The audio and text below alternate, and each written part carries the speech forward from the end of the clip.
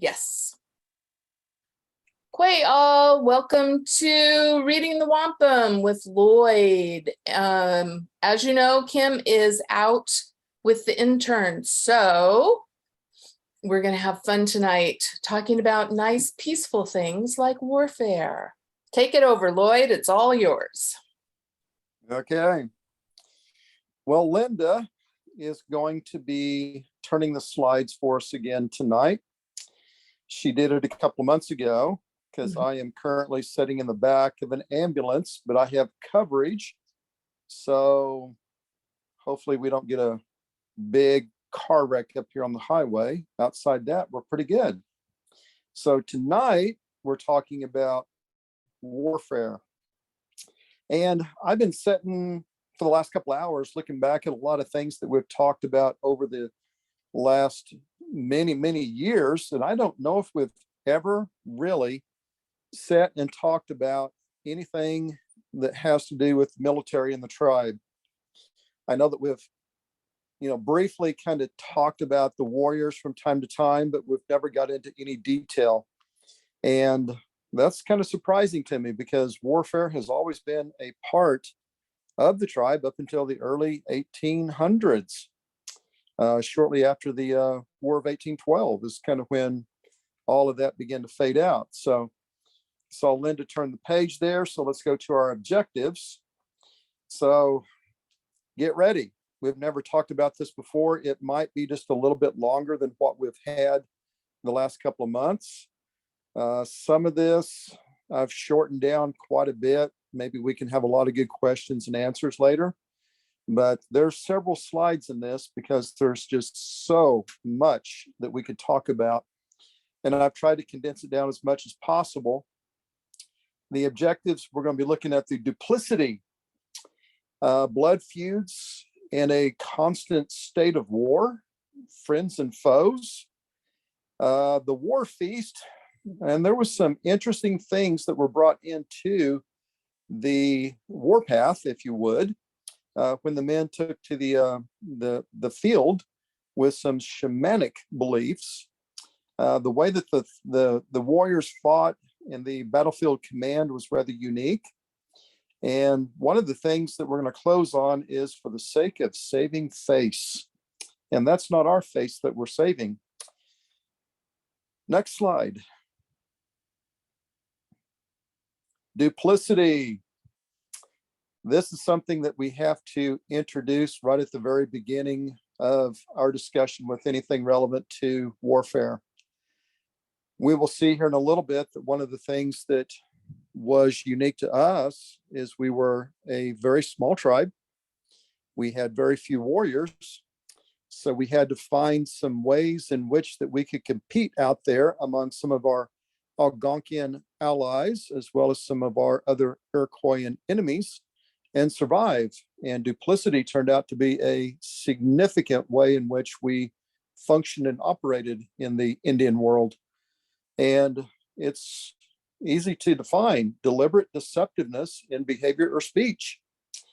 So there's a quote on the next slide that I really like. This kind of sets the tone for the way in which our grandmas, no, never, only our grandpas function in the world of warfare. And this is a quote from 1718 from Cadillac, shortly after we had moved with him to Fort Detroit.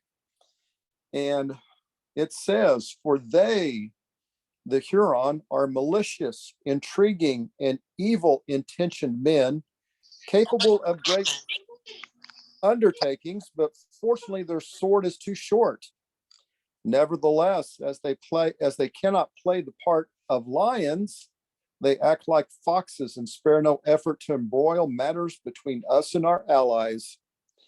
So that tells us there that we had a policy of kind of stirring the pot in order to keep a lot of the efforts away from us. We embroiled all of the other tribes against the French, the tribes against the tribes, and we kept everything completely astir.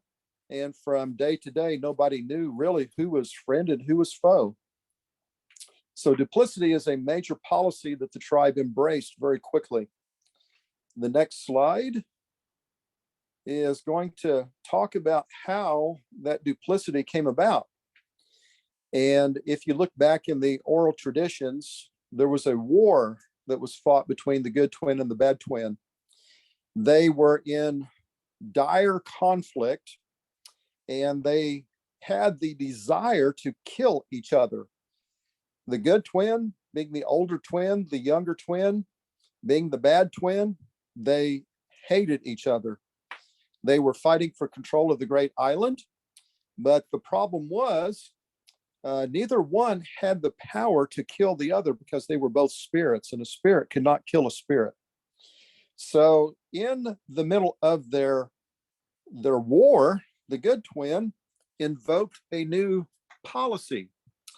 He invoked this policy of duplicity, which actually, if you look at the way that this is going to play out, he lied to his younger brother. The two twins were trying to find the way to best the other.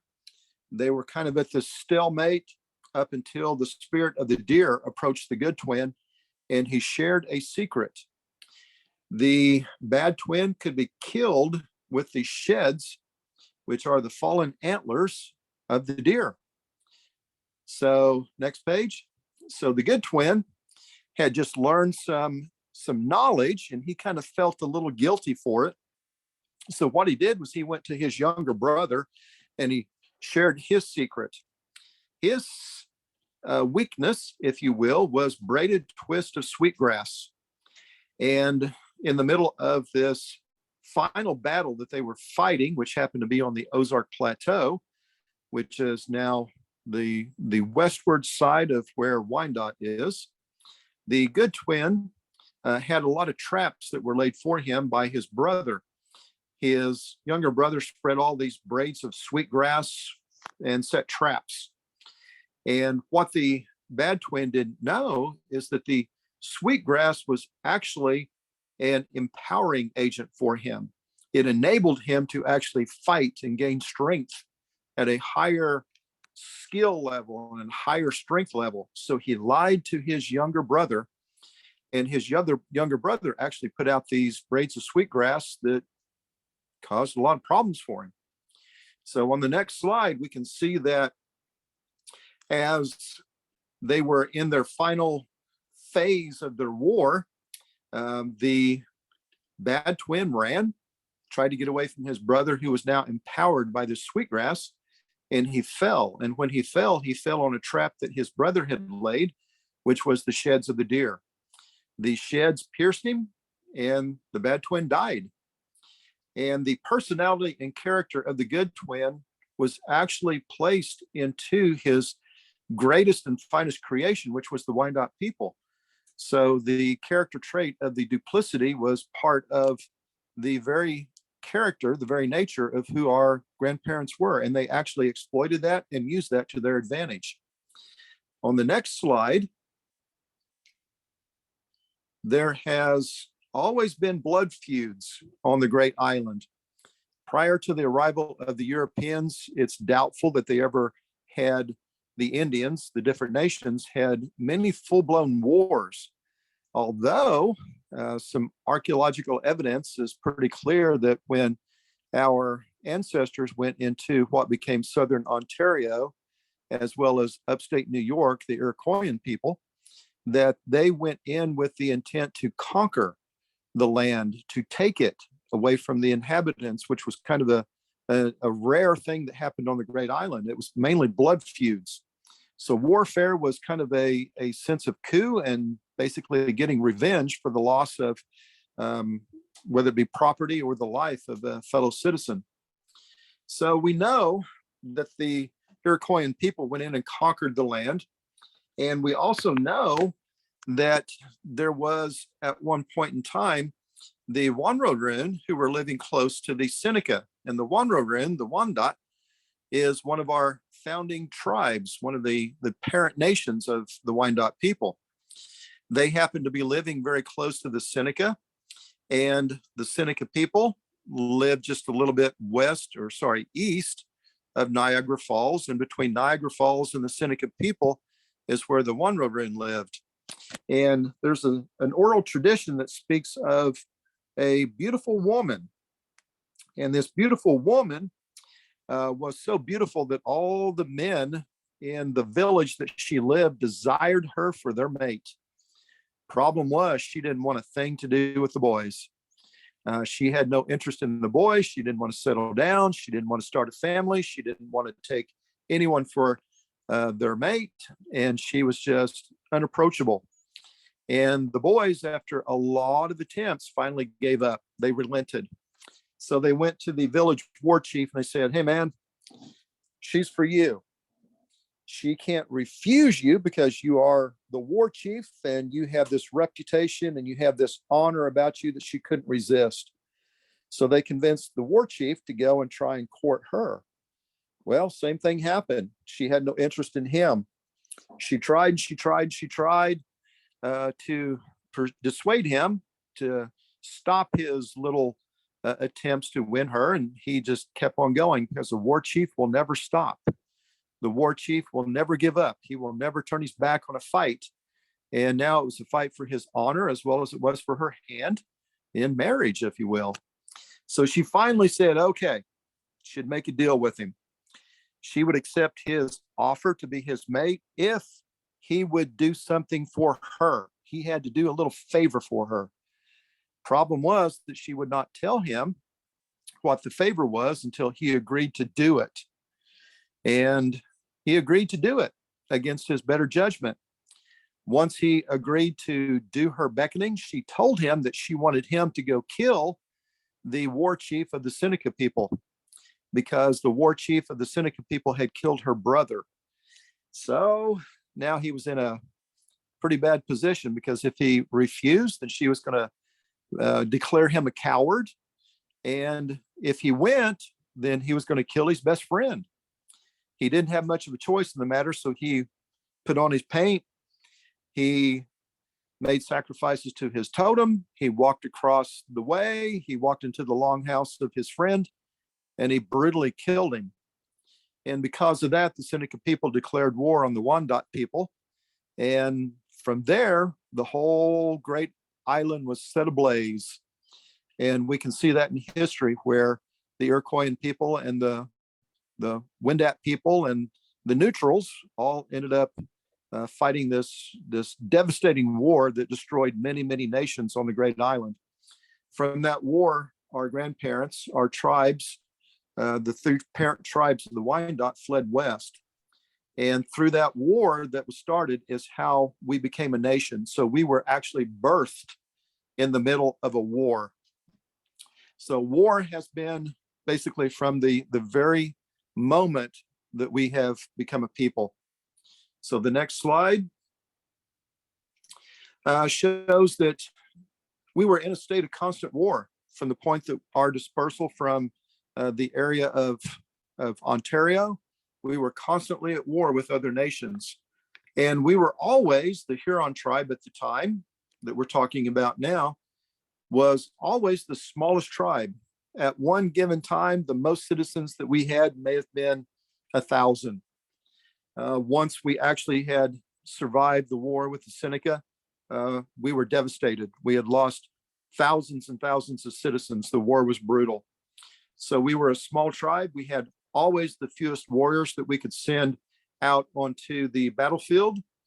And when we had moved west, we were seeking shelter among our friends within the Algonquian nations. And our best friend at the time was the Ottawa. And because we were pretty weak at the time, the Ottawa took us into a state of vassalage. We actually had to serve the Ottawa nation for close to 50 years.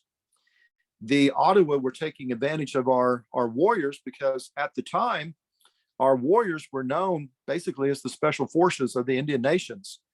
Our warriors were mean, they were vicious, they were cunning, they were precise, they never quit. When they went into the battlefield, they most usually won, and they could defeat higher, more numerous warriors on the field because of their cunning, their ability to strategize what it was that they had to do.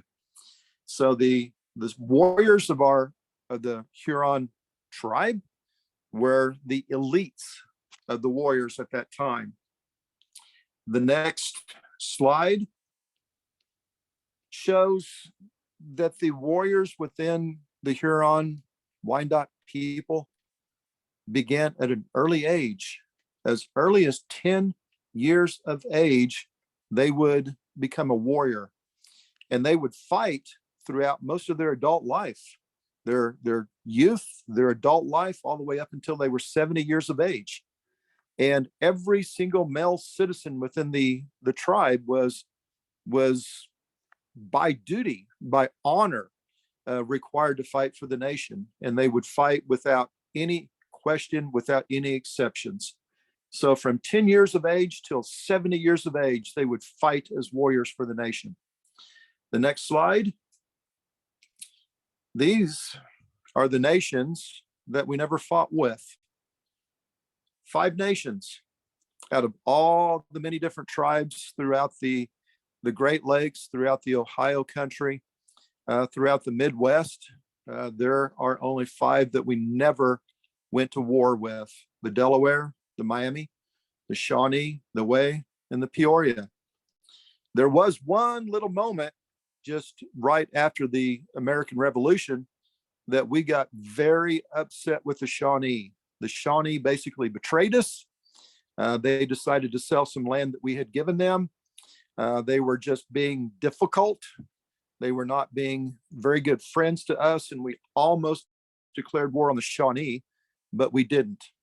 So our best friend that we've had basically from the very beginning of time has always been the Delaware Nation. The Delaware, the Lenni Lenape, have been our friends from immortal, from time before time became time.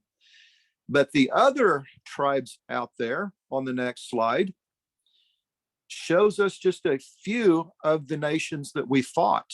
These are the people that were our foes. The Seneca are the one people that have caused us more death, more destruction because of that long extended war that we had with them. The Seneca, the Cayuga, the Oneida, the Onondaga, the Mohawk, the Tuscarora, that was the 5-6 nations, the Iroquoian people, the Haudenosaunee, and every other nation on here, including France, England, and the United States of America, we have gone to war with. There were very few nations that we didn't fight and have some type of a disagreement with. And it's kind of interesting that some of these are our cousins. The 6 Nations and the Cherokee, they're our fellow cousins. The next slide is another one of my favorite quotes. And this is from an account of the war for the battle for Sandusky, when Colonel Crawford was put to the stake and burned. And this is a quote that was made by the author who wrote a very detailed book about that event. And he says that the Wyandotte were the most powerful. We were the most powerful tribe that was there in the Ohio country. And he said that this did not come from the fact that we had a large number of warriors. The reason that we were the most powerful tribe, even with at times the smallest number of warriors, is because we had a superior intelligence. We had the ability to rationalize. We had education. We had the ability to put men on the battlefield that were superior to those that were on the battlefield fighting against us. The next slide. Another one of my favorite passages from Red Men of the Ohio Valley. And this kind of sets the tone for what we were known as warriors. Just before the Battle of Fallen Timbers, when General Anthony Wayne took command of the army, he was making his way toward the location of where the tribes had encamped on the Miami River. And he was trying to get some information. He was trying to send out some spies to figure out what he was walking into. So he called one of his captains, a Captain Wells, and Captain Wells was over all of his scouts. And General Wayne asked Captain Wells to go to Sandusky, which Upper Sandusky was back then just known as Sandusky. So General Wayne asked Captain Wells to go to Sandusky, and grab a few of the Wyandottes that lived at Sandusky so that they could be brought back and they can be interrogated and questioned for some information. And I can almost picture Captain Wells looking at General Anthony Wayne with this face of like, you're kidding, right? Because of the integrity, because of the way that we thought, the way that we fought, and just our mental superiority. Captain Wells had to inform General Wayne that was not possible. There was no way in the world that he could go to Sandusky and bring back a captive. And I like what General Wells says here. He tells General Wayne that it's for the best reason that he can't go, because Wyandottes will not be taken alive. On the battlefield, the Wyandotte warrior would never, in his wildest imagination, in his worst nightmares, ever turn his back to the enemy. It was a noble thing for a Wyandotte warrior to die on the battlefield versus to turn his back and run.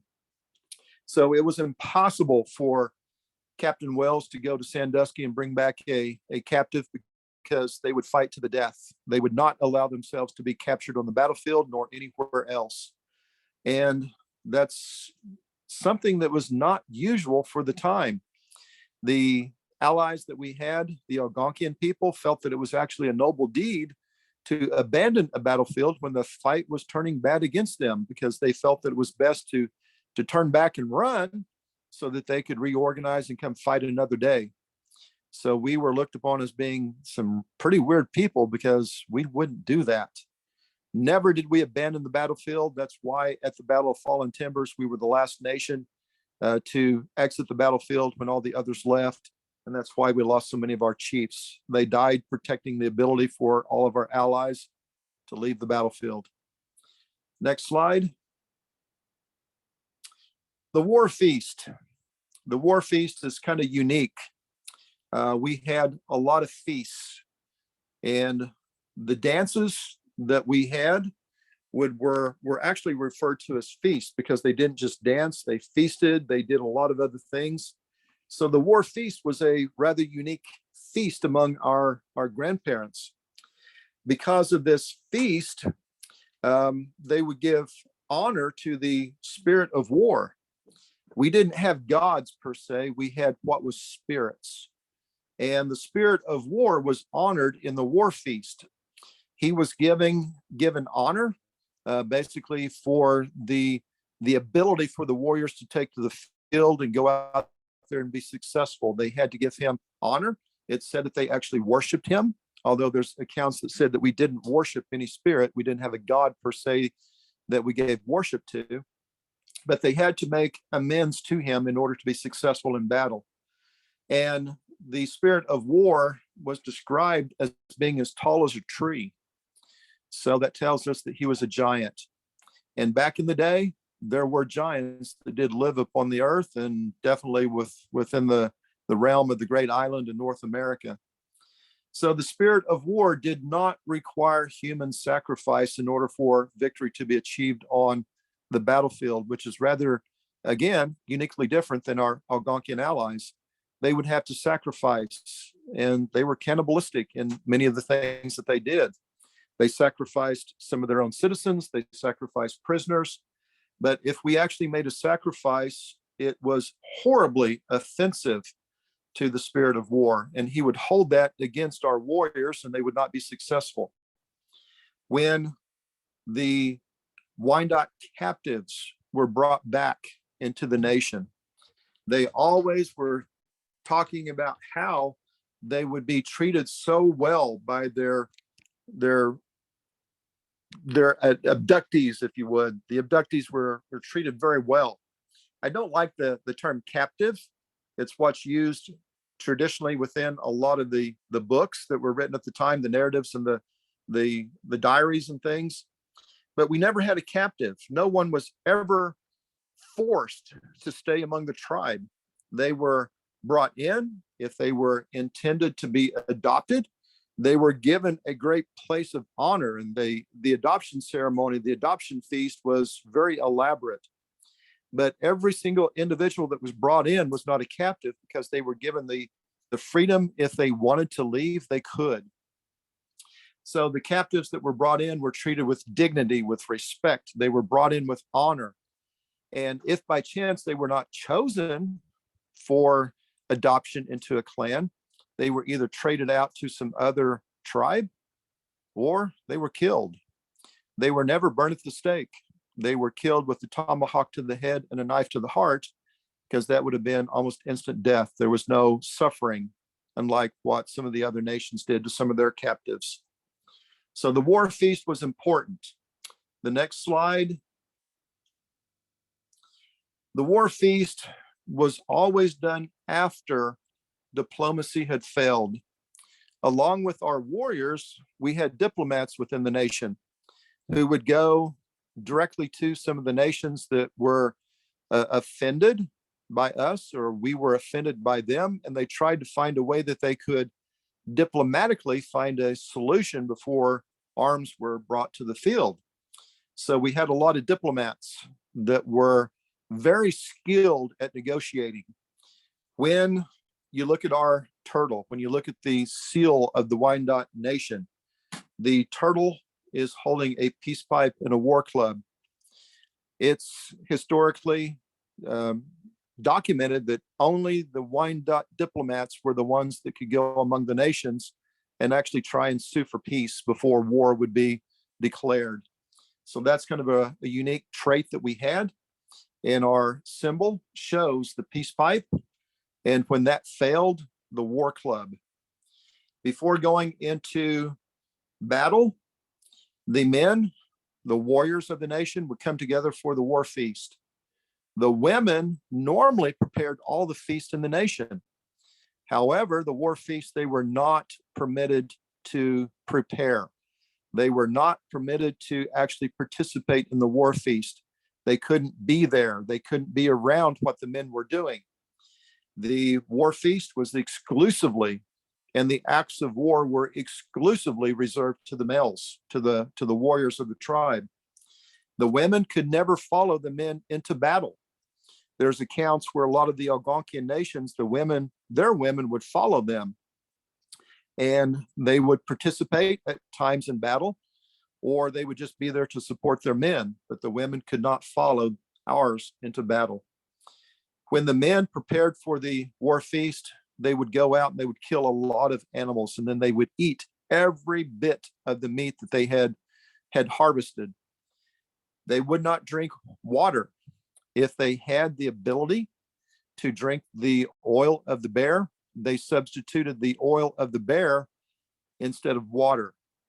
And why do you think that the men would engorge themselves with all of this meat, and they would drink the oil of the bear before they would take to the field to go attack the enemies? Why would they do that?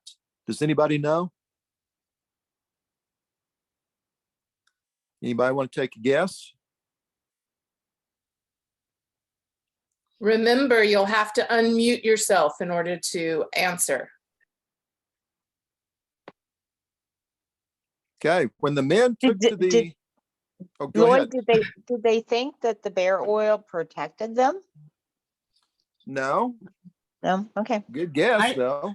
They I didn't have think any. that it was a way to whether they realized it or not, to have massive amounts of protein and the fat that would give them the energy they needed to just keep going and keep going and keep going. That's That my is correct. guess. Yeah, you are absolutely correct.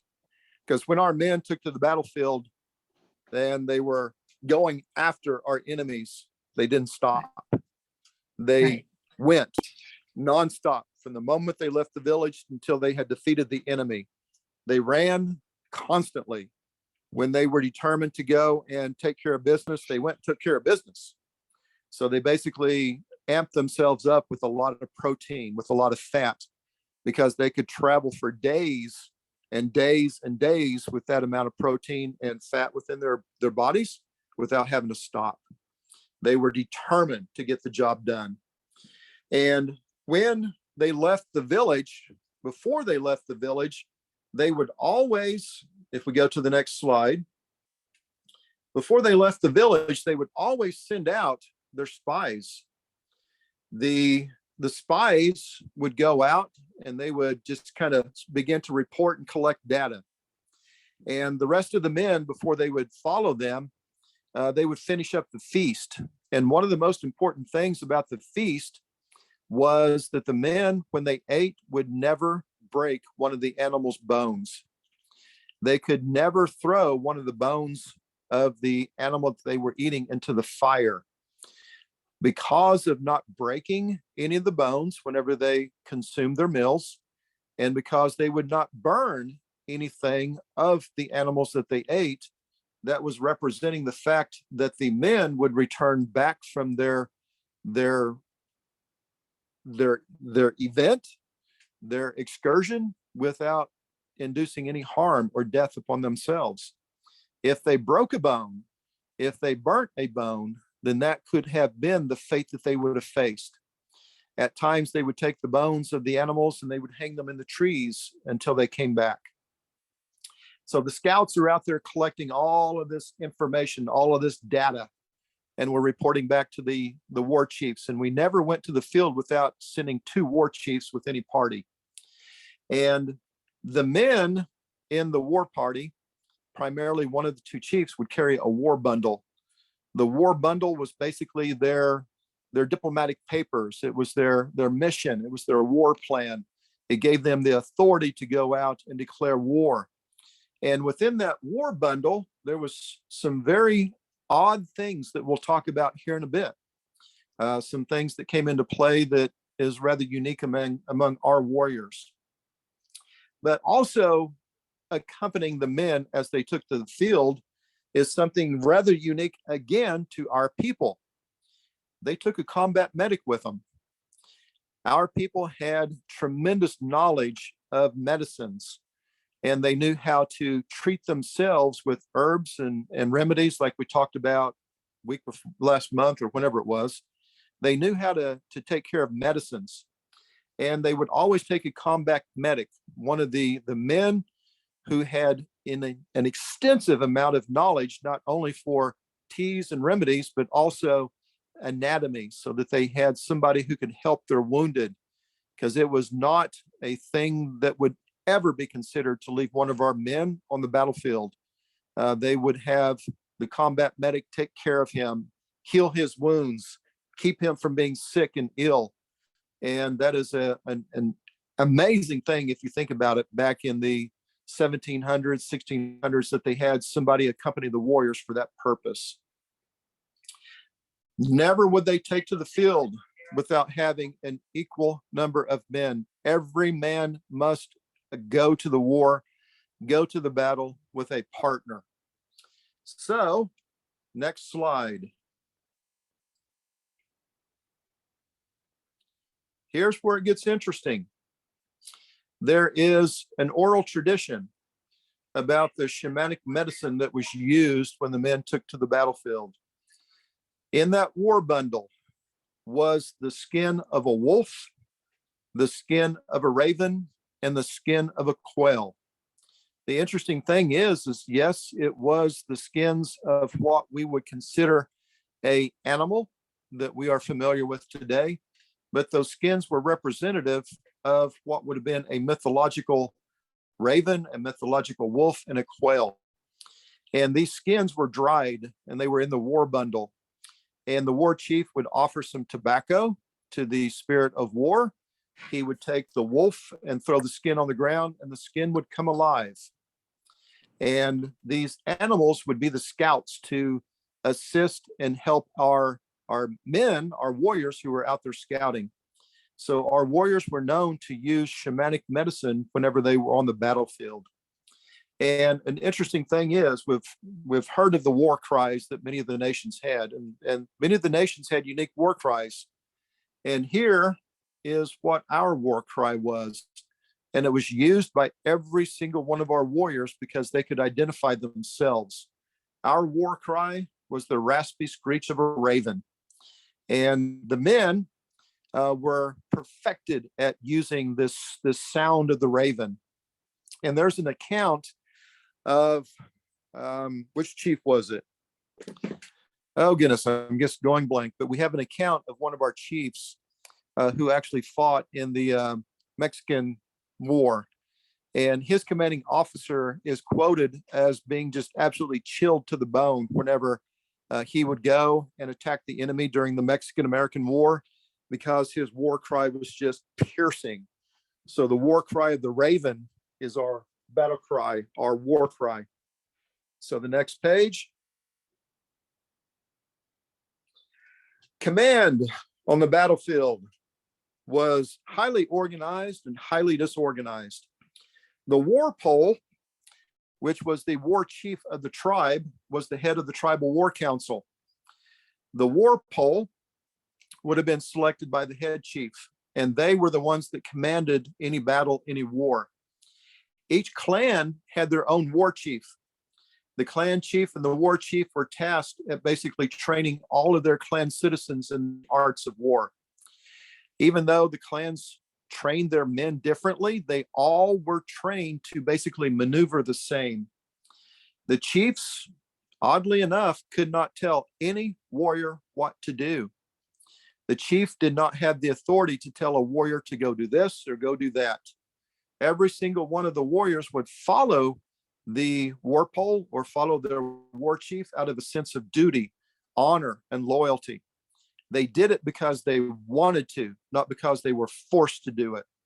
No one chief could tell any of the citizens what they could and couldn't do. The warriors, when they approached a battle, when they approached an enemy, they were known for their incredible maneuvering. They would surround the enemy. They would use a horseshoe or a circle tactic, and they would basically just completely overwhelm the enemies with calculated precision and orchestrated tactics. They were known to be absolutely amazing in what they could do against the European armies. However, always before they went and actually pounced upon the enemies, they were organized, but when they actually began to attack, every single warrior fought for himself. He fought for his own person. He fought for his family. He fought for his clan. He fought for his tribe. He fought, and there was no specific battles. There's no specific commands that were given on the battlefield. Every warrior fought if he had to the death. And they were incredibly fierce on the battlefield. Next slide.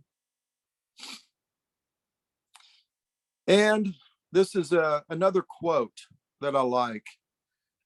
This is a quote that I've got in my book, and then it's followed up with some of my thoughts.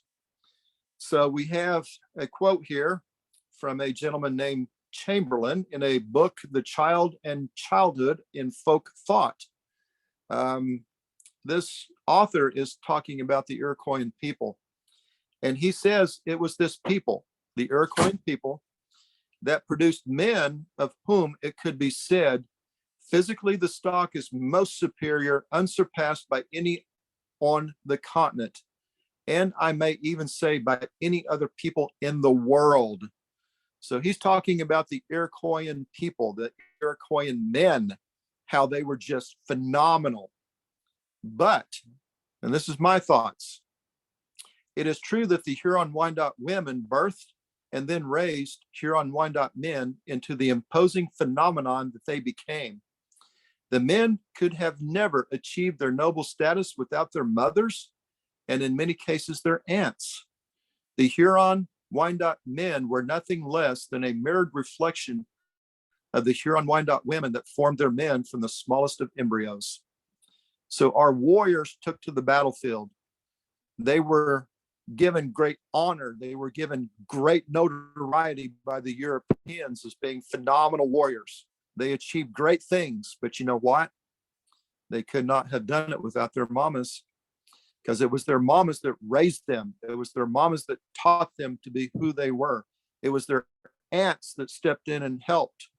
So you never hear hardly anything about our women, but this is a reflection of who our women were. They were equally tough. They were equally just, wow, that's what our men were, because our men could not have been that if it wasn't for the mamas that raised them. So the next slide. Another quote, and this was from Schoolcroft in Indian Tribes. And he's talking about the warriors foremost among the tribes who turned their steps to his General Wayne's camp were the proud and influential Wyandottes who had so long been regarded as wise men and umpires among the tribes of the West. They were astute, reflective, and capable of pursuing a steady line of policy, which had been, and with great lapses, the stay of the Western tribes who were willing to tread in their footsteps. So what that quote there is saying is that all the other nations were willing to follow the lead of the Wyandotte warriors, the Wyandotte chiefs.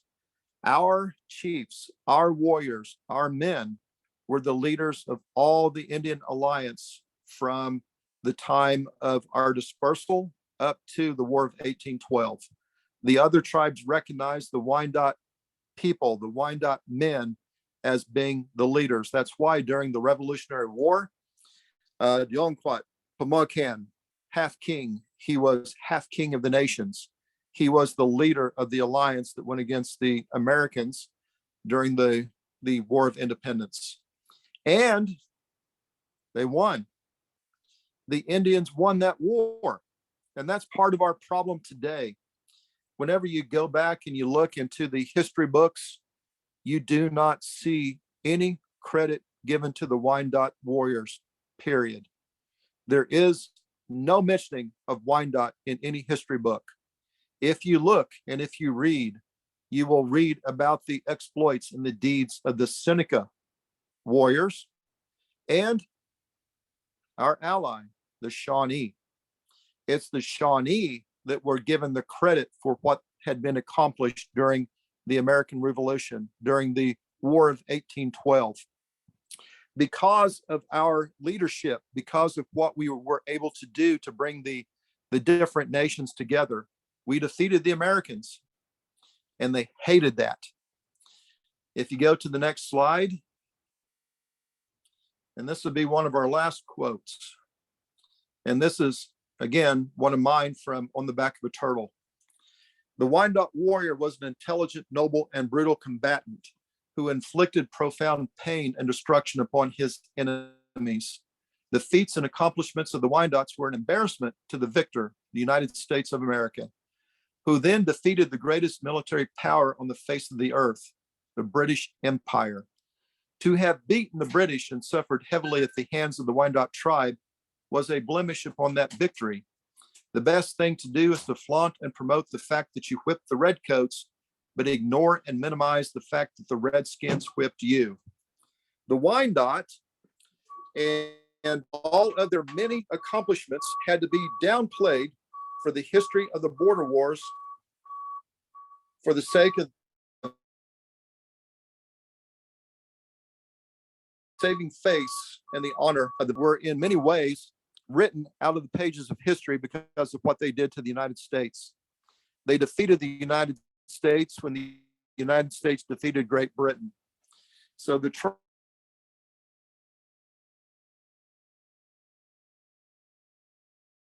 what I had accomplished. Hey, And Lloyd, none of that.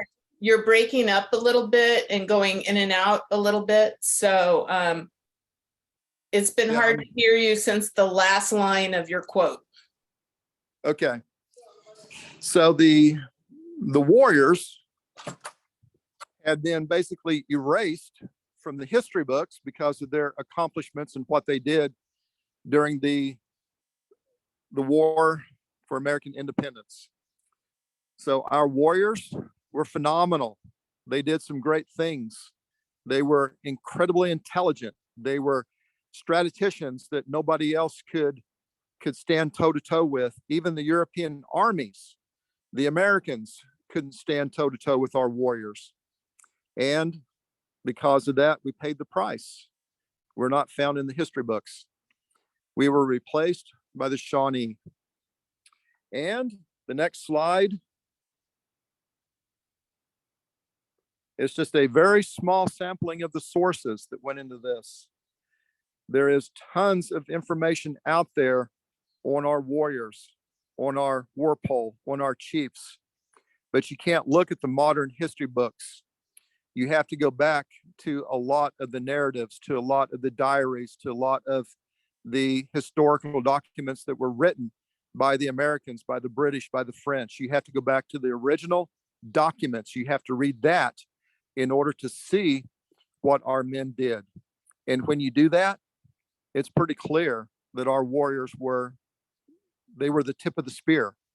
They were feared among all the other nations more so than any other nation. But you don't see that in history books. You got to go back to the original stuff and read it there. And when you do, the evidence is overwhelming. So, next slide. That's it. Another month. And that's, how long did that take us? Oh my, that took us a lot longer than I thought. But that's a very quick synopsis of warfare among the nation. How we fought as warriors and how we were looked upon as being some of the most phenomenal warriors on the great island. Anybody have any questions?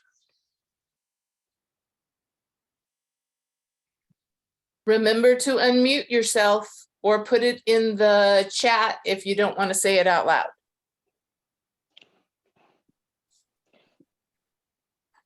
I have a question, because when you said our warriors were ages 10 to 70, that's amazing. But what would you anticipate other tribes, the age of their warriors? Did they start that young? And is that why we became such great warriors, because they started so young? They didn't start at 10 years old. That's when they were actually old enough and considered capable to go to the battle.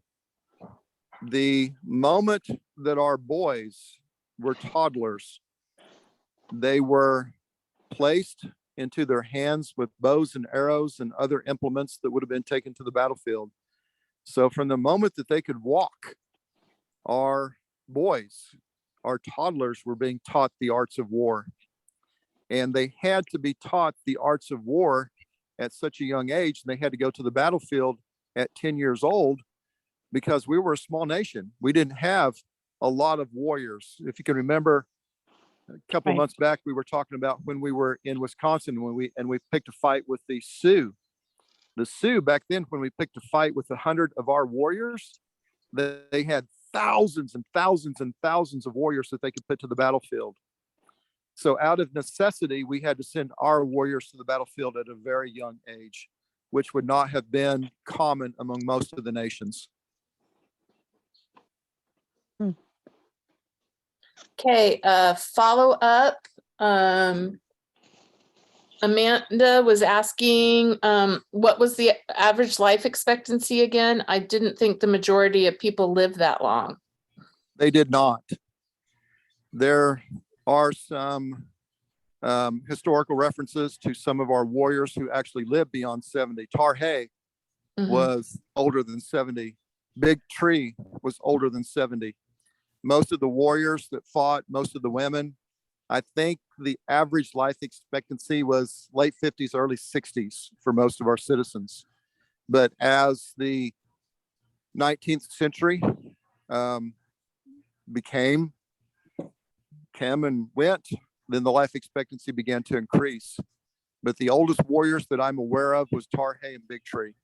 And Big Tree lived to be, if I can recall, 75, 76 years old when he died.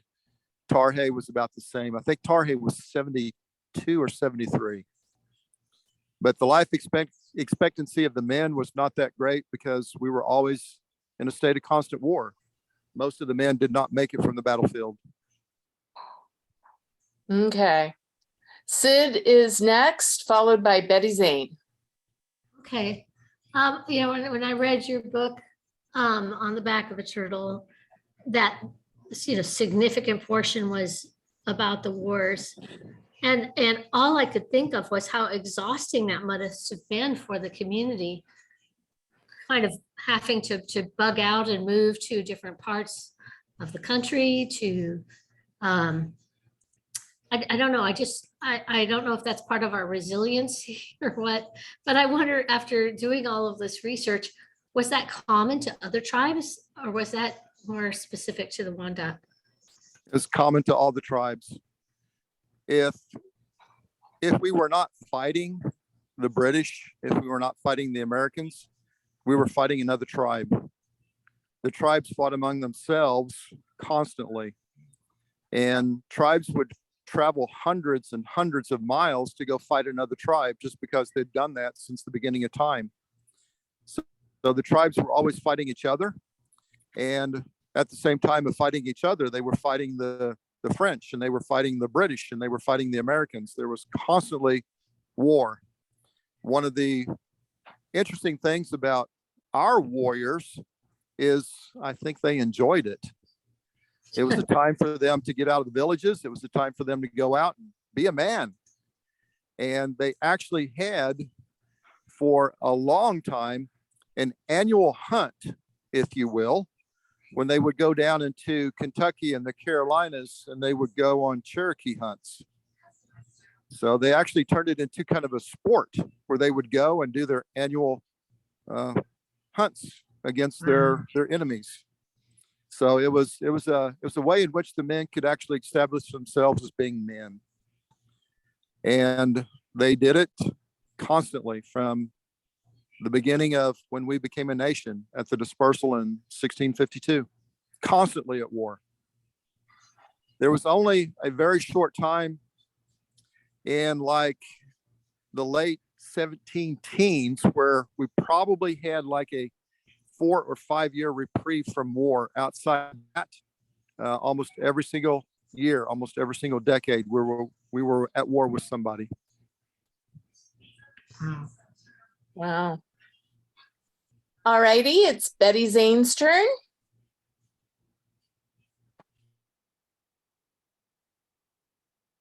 You need to unmute yourself, my darling.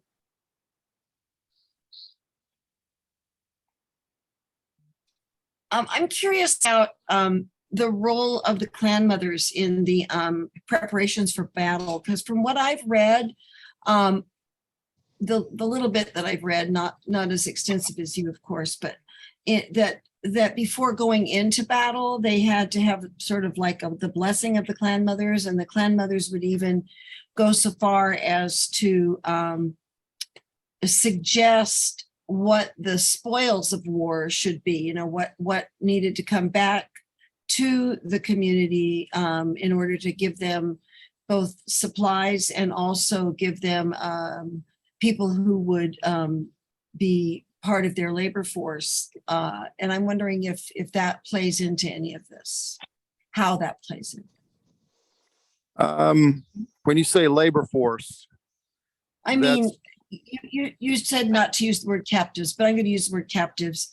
But then the captives, of course, as you explained, were given the choice to leave. But initially, they were brought in, as I understand it, to help augment the labor force of people that might have been lost in an earlier battle. Because, you've got crops to grow, you've got hunting that needs to be done. And so you need bodies to help with that, basic economy.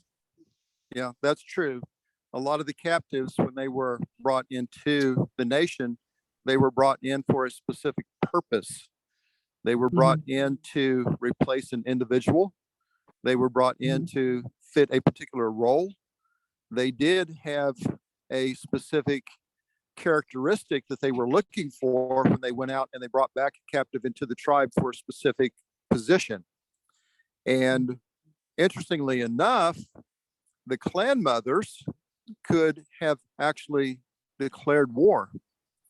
They would have had some restrictions in their ability to declare war. And most usually when they would declare war, they would only be able to affect the clans within their phratry, because the clan mothers did not have the authority to actually impose their thoughts, their opinions, their policies, their laws on any citizen other than their own. So they could not, under any circumstances, have any influence on any other clan within the tribe. But when they needed captives, when they needed replacements, when they had a drop in citizens, they could actually call upon the other clan mothers of their phratry to call upon the warriors of those clans and declare war for the purpose of going out and gathering captives to replace the losses that they were looking at. So the clan mothers could declare war. And when they actually called them in and said, go get some guys, go get some girls, whatever it may be, they could not refuse. They had to honor the request of the clan mother for the purpose of repopulating the loss. And some of the things that we are aware of when it comes to what our clan mothers could do and what our women could do has been brought into our bank of knowledge, our bank of tradition, not because of anything that we know, but because of historical documents that we are privy to, that is a reflection upon what the knowledge was of the Haudenosaunee. And a lot of the knowledge that we have relevant to the clan mothers and relevant to the women in general within the nation is actually knowledge that was for the Haudenosaunee women and not the Wyandotte women. So we've got some of the stuff confused as to what our clan mothers could do and what our women could do, because there's very little documented evidence of anything that was preserved in relation to what the women could do and the clan mothers could do. So we've assumed some of that knowledge that is out there from old historical references and just implanted it on top of our women. And some of the roles of authority and power that they had within the tribe is not documented. It's actually documented from a lot of it from the Mohawk women that was imposed upon our women. But in Dispersed but Not Destroyed, there's some really amazing by Katie McGee. There's some really beautiful and poignant testimony that came from diaries of priests who were living with the Wyandotte and talking in there about their observations of the role of the clan mothers. It's really beautifully written. Yeah, I've got a copy of her book. It's really good.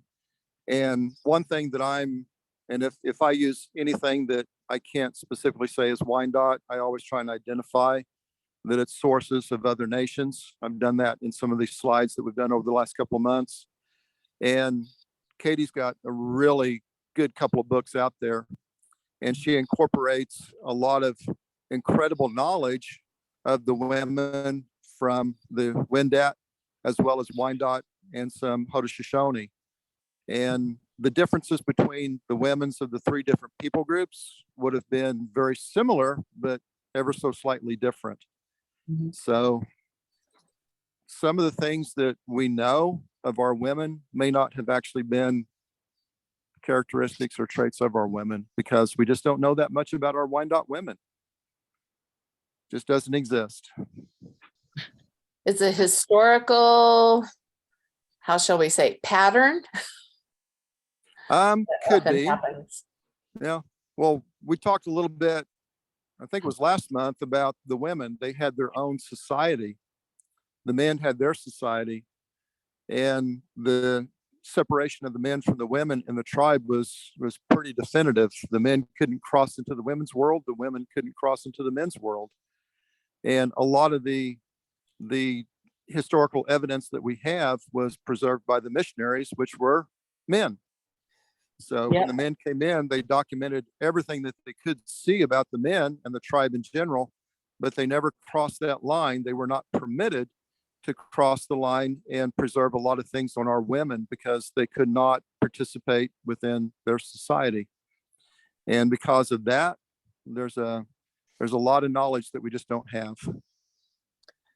All righty. Next question is from Cece. She asks, were there structured games the men played that were used as one of the tools for training for warfare?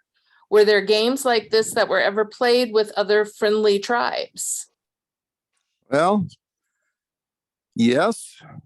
Something is the boys were being trained from the days of being a toddler to be a warrior. And something as simple, one of the best sports, the best games that we had was the simple wrestling. The boys would be put into a circle, if you will, and they were told to wrestle. And in many cases, one of the boys would come out with broken bones and blood and abrasions and lacerations and all kinds of trauma, because when they fought as kids, they were learning how to be warriors as men. So they had a lot of wrestling matches. They had a lot of contests with bow and arrow. The warriors, as most nations could, the warriors could actually shoot a bird from the wing with a bow and arrow.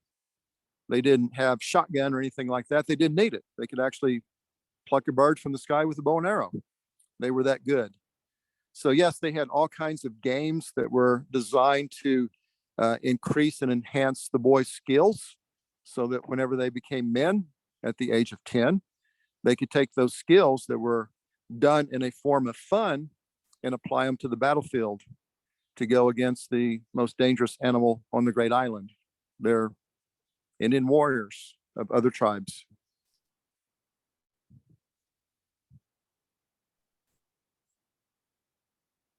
Awesome. Thank you. Melinda, I see you unmuted. Did you have a question? It's not a question. I have a comment and then a suggestion for the future, which may be so big that maybe it's more than one session. That never happens. Never, ever. There's been a lot of chatter about how everyone liked the comment, which I think we've sort of talked about. The conclusion Lloyd draws about the women's role, which I think is great. I think I was up at the at the World Championships of Athletics, and an African-American woman was talking about the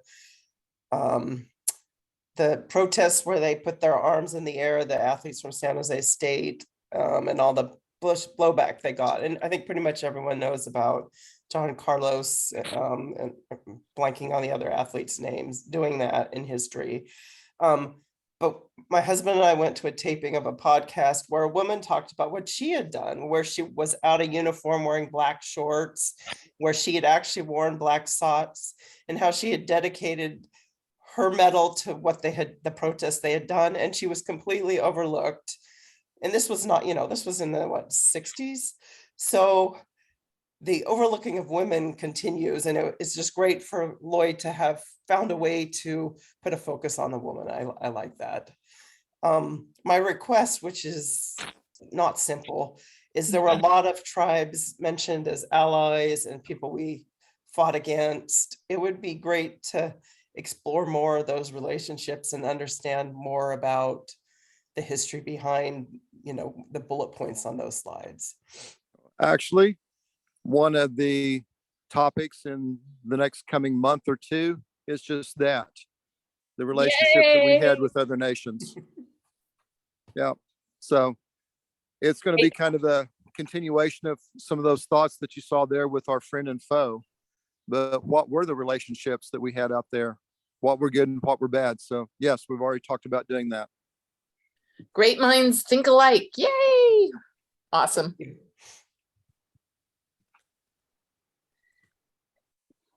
All righty. Any other questions? Marilyn's comment was, not everyone was a winner. Exactly. That is the reality. Yeah. Something else that a lot of people don't think about is by the time we left Ohio and Michigan in 1843, there were a significant number of adoptees that were all white. We had a lot of adoptees into the nation in 1843 when we left Ohio and Michigan. We still had a lot of native blood, natural born citizens, but many were adoptees. And the reason for that is the level of attrition that we had endured from the French and Indian War all the way up through to the American Revolution and the War of 1812 took a significant toll upon the tribe. And the US government, they knew that many of our citizens were white adoptees. They were whites that had married into the tribe, and they didn't care. They didn't care that the numbers of people, the numbers of citizens were white. Their skin was irrelevant, because once they were adopted in, most, but not all, when they were adopted in, they become 100% Wyandotte, like what Chief Bearskin used to say. And the United States government didn't care about whether you were naturally born or adopted into the nation.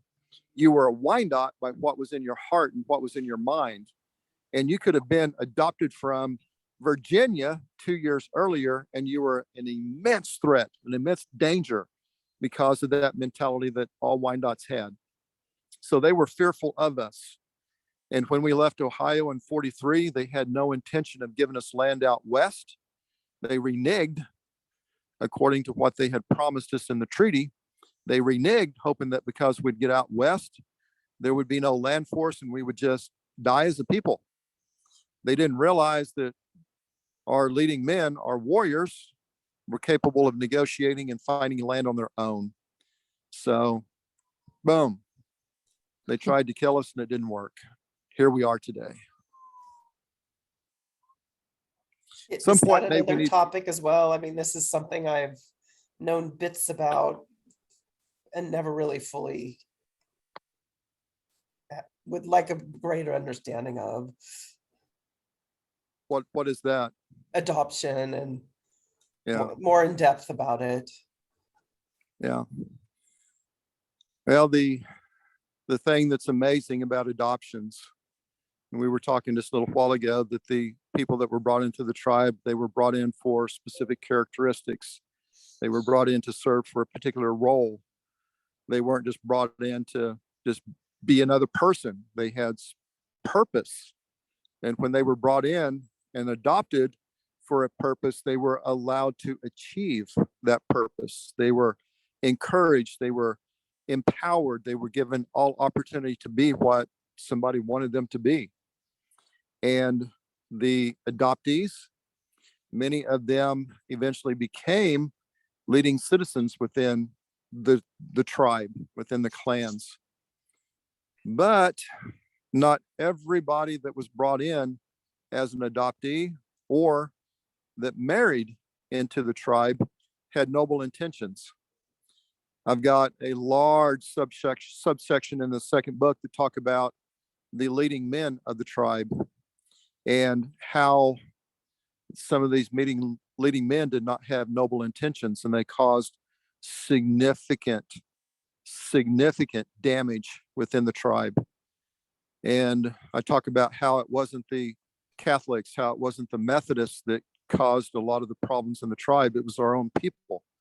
It was our own men that began to think and act like the Europeans. So we were colonized by obviously the Europeans and the Americans, but we were also colonized by our own people.